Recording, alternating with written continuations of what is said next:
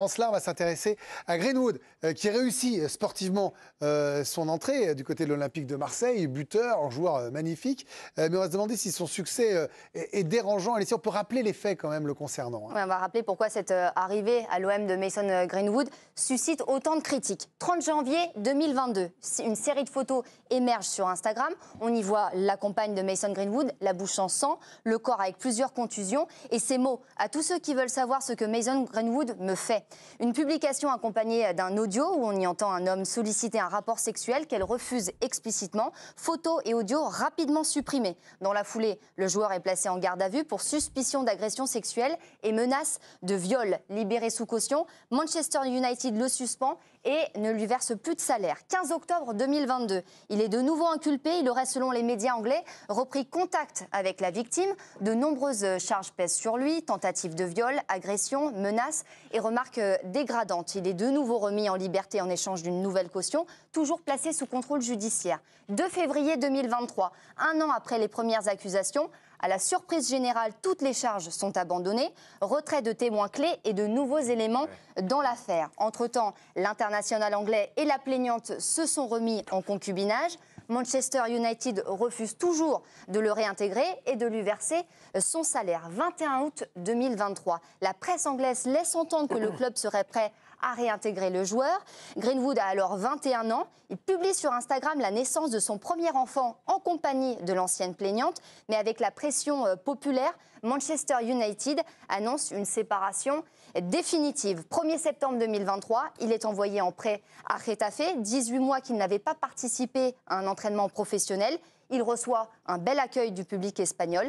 Été 2024, élu meilleur joueur de la saison par les fans de Getafe. Ça ne change rien. Manchester United, son club de toujours, maintient sa décision de l'écarter. Il signe le 18 juillet dernier à l'OM. Mercredi dernier, il y a quelques jours, on le voit entouré de fans devant la commanderie, en train de faire des selfies, en train de signer des autographes, tout sourire.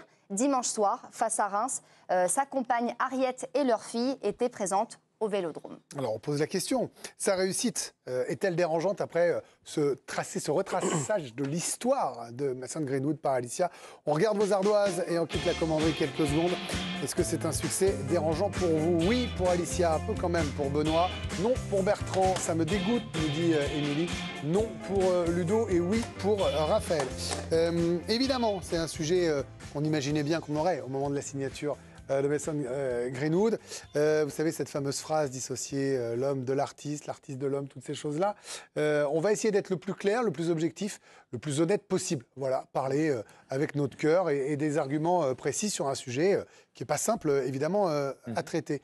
Je vous vois Bertrand vouloir prendre la parole. Non, si vous la donnez, j'ai bien conscience que ma réponse est risquée, mais je vais l'assumer. Je suis comme tout le monde ici, je pense, autour de ce plateau. Moi, je préfère quand les gens sont bien éduqués, bien élevés, qui n'ont jamais fait d'erreur dans leur vie et qu'ils sont des modèles pour la société et pour les supporters qui les regardent. Une fois que nous avons dit cela, je veux dire, quelle solution vous proposez? C'est-à-dire que quelqu'un qui donc n'a pas été condamné par la justice, là, en l'occurrence, si j'ai bien écouté ce qu'elle dit Alicia, c'est-à-dire que son métier, c'est footballeur professionnel.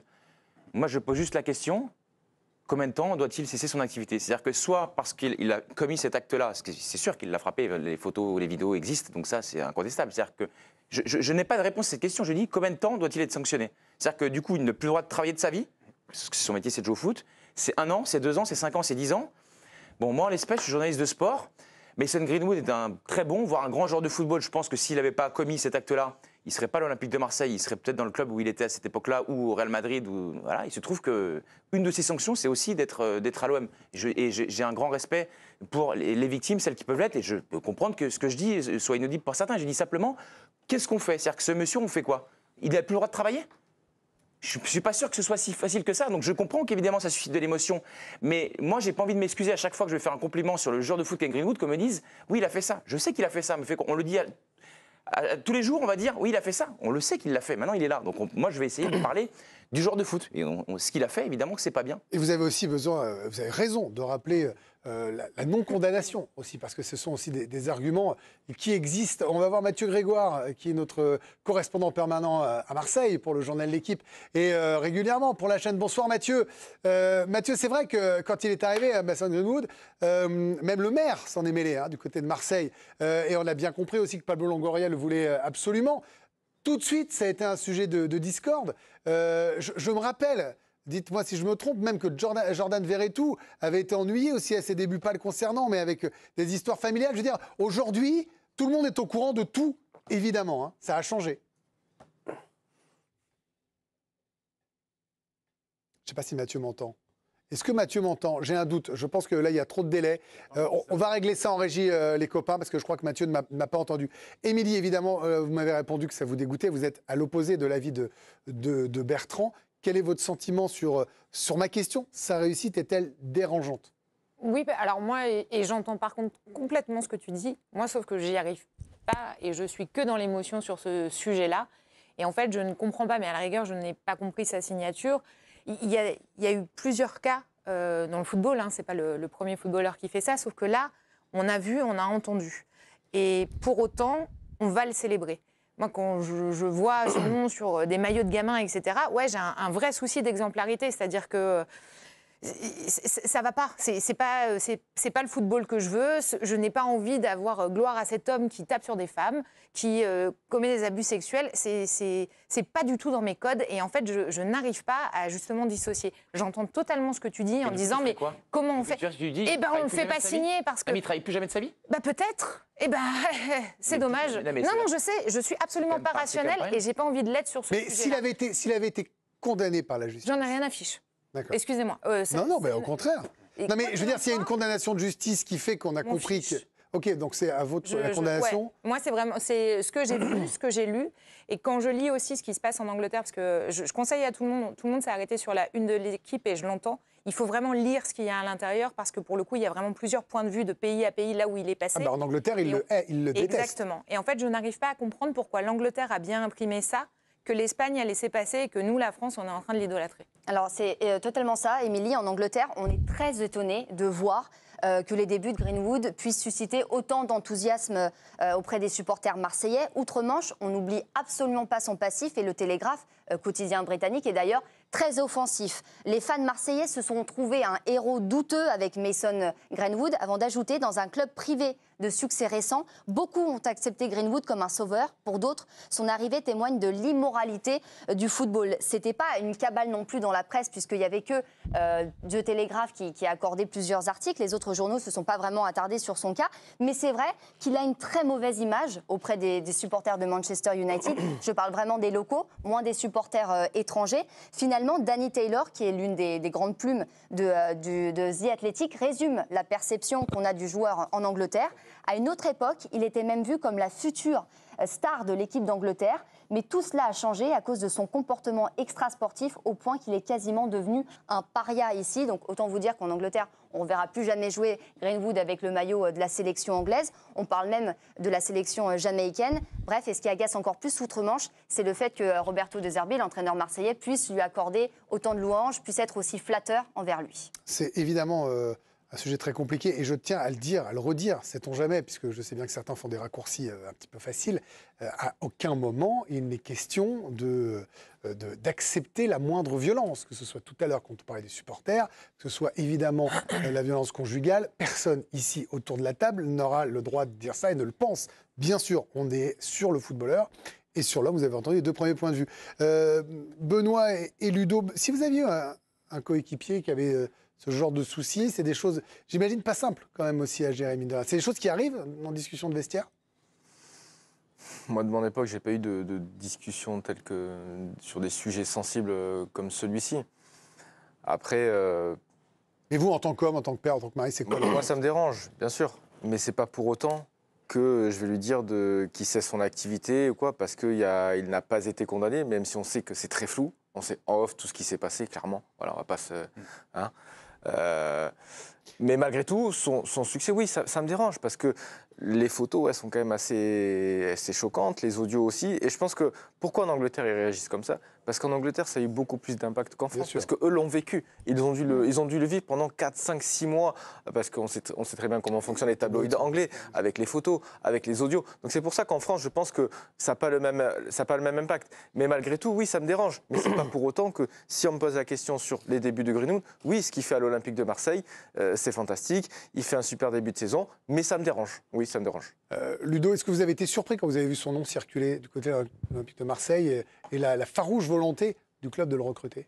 Très, parce qu'en plus, il me semble que l'Olympique de Marseille s'est affilié à une association. En tout cas, oui. Pendant le Covid, pour la défense, au sein de l'Orange Vélodrome, il recueillait des pour la personnes défense des femmes. Victimes Donc, de violences. Évidemment, bon, ça jette un froid. Maintenant, moi, je vais vous donner mon sentiment. Je ne peux pas décorréler le joueur de l'homme. Donc, pour moi, Mason Greenwood, honnêtement, il ne me fait ni chaud ni froid. Il peut réussir à l'OM. Je ne regarderai à peine d'un œil cette saison. Maintenant, j'ai été éduqué aussi dans une certaine version où, quand tu fais une erreur, tu payes. En l'occurrence, la justice s'est emparée de ce fait divers. Finalement, ça s'est réglé à l'amiable. Et la plaignante accepte finalement de le pardonner et de se remettre avec lui, de faire un enfant avec lui. Si la plaignante décide à un moment donné de passer l'éponge et de dire « Ok, il avait quoi, 20 ans, 19 ans ?» Ça excuse rien. Mais si elle, l'excuse, c'est leur vie privée, si elle décide de l'excuser, bon, est-ce qui suis moi pour aller continuer à jeter l'opprobre sur ce garçon? Moi, il ne m'intéresse pas, voilà, parce qu'il a franchi une ligne rouge, on ne cogne pas sur une femme, point barre. Maintenant, je suis d'accord avec Bertrand, il a tout à fait le droit d'exercer son métier, la justice est passée, sa femme l'a pardonné. Donc il a le droit, effectivement, de jouer pour n'importe quel club. Il n'a pas été condamné par la justice, ce qui n'est pas le cas de certains internationaux français, pour qui ça a posé moins de soucis. Donc soit on a une morale à deux vitesses. Il y a des joueurs qui ont disputé des compétitions avec l'équipe de France récemment. Alors il n'y avait pas de photos et de vidéos aussi spectaculaires, et sans doute que c'était peut-être moins violent. Et de toute manière, il n'y a pas de comparaison de soit c'est une arcade, soit c'est pas le problème. Je te rejoins. Mais eux, moi, ce qui me fait peur dans notre société, c'est que bon, il y a des indignations qui sont sélectives ou non. Moi, ce que j'aime bien, c'est déjà, de manière générale, le respect de la présomption d'innocence. Je crois que ce qui est arrivé aussi à 2 joueurs de rugby pendant cet été nous le rappelle aussi. Nous verrons la suite, mais il y a la parole des femmes et des victimes ou prétendues victimes doit être entendue, mais celles aussi qui sont accusées avant d'être condamnées. Ça, c'est important. Après, sur Greenwood, Benoît l'a bien rappelé, les audios, les vidéos sont accablants. Je suis d'accord. Et évidemment, c'est pas parce qu'il n'y a pas eu de condamnation qu'il n'y a pas eu de fait. Donc on peut se placer. Non, mais je sais bien, mais j'ai besoin de rappeler, moi, dans l'émission, en la tenant avec vous autour, de rappeler qu'on a le droit de se placer sur la morale. Et vous savez bien comment ça va être quand les extraits vont être diffusés sur les réseaux sociaux. Ce soir, on va se faire insulter par ceux qui aiment, ceux qui détestent, toutes ces choses-là. Et le jeu, ça sert à rien. Nous, on décide de rien. C'est un sujet dont vous vous êtes emparé, dont on a décidé de s'emparer. Voilà. Mais on a le droit de se placer sur la morale. Moi, je ne conteste pas les faits. Je dis simplement que qui décide de ce sur quoi on passe l'éponge ou non? C'est-à-dire que quand vous avez, c'est un autre volet, mais quand vous avez un joueur de handball qui est une star française dont on suspecte potentiellement lui ou sa compagne d'avoir parié contre son équipe, c'est bien ou c'est pas bien? On pardonne ou on pardonne pas? Un joueur de foot qui a frappé sa femme, c'est bien ou c'est pas bien? On pardonne ou on pardonne pas? Non, mais moi, je place pas le pari sur les coups au même niveau. Hein. Ouais. Très sincèrement, c'est impossible. Ça m'est impossible de vous entendre dire ça. Pourquoi je dis ça? Je dis simplement de qui décide de ce sur quoi on passe l'éponge ou non. Oui, c'est-à-dire que c'est autre chose. Mais non, c'est pas. Mais la morale sur la violence, c'est exactement la même chose. Non, mais entre la tricherie, la tricherie et la violence sont 2 choses différentes. La chose qui est la tricherie et la violence sont 2 choses différentes. La seule chose qui est sans équivoque, Grégory, c'est qu'il y a la justice. C'est heureusement qu'il y a une justice. Et en fait, c'est ça qui fait fou en fait. Mais ça t'empêche pas de faire. Oui, mais il y a la morale. Quand il y a là les images, et là où je te rejoins, c'est qu'il y a eu d'autres cas dans le football. Sauf que là, malheureusement, on a vu et on a entendu, et moi, une fois que j'ai vu et entendu, j'arrive pas. Messieurs, dames, il va falloir... Non, Bertrand. En quoi c'est différent de d'autres joueurs qui ont été, eux, condamnés par la justice et pour qui il n'y a pas de problème? Parce que les images, sans doute, bien sûr, vous l'avez rappelé. Bien que ça n'a pas de sens. Mais je ne dis pas le contraire. Vous me posez une question, je vous donne la réponse. Il est 20h56, mais c'est une réponse qui ne vous convient pas, mais qui peut faire sens pour d'autres.